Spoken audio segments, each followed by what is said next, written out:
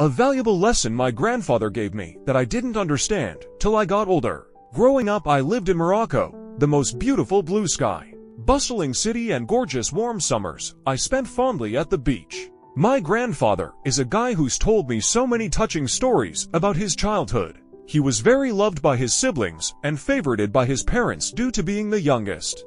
I remember one evening we spent the day together, and we ended up at this cafe enjoying the impeccable ocean coast that was in the near distance. That day my grandpa asked me if I wanted to meet his mom. Being so young and naive, I said yes.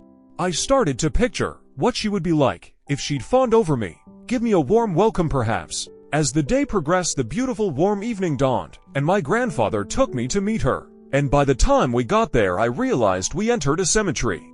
At the time, I didn't understand life or death. But when we were there, I remember he took out his wallet, and he always had a small pocket knife in there. My grandfather started to clean his mother's grave, removing every single thorn and weed that grew from it.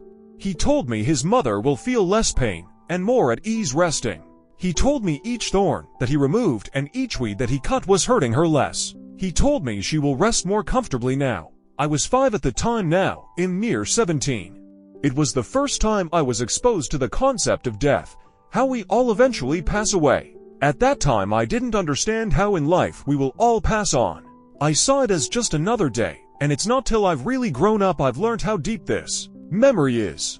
It made me realize how even though we will all die, there's still memories to cherish in this life, and how our legacy will live on in the hearts of those closest to us. That day I remember vividly expecting to be greeted by a beautiful older woman with fair skin, light eyes, and dark wavy hair. To my surprise, I didn't end up being indulged in a warm loving hug from a relative, but being met with reality.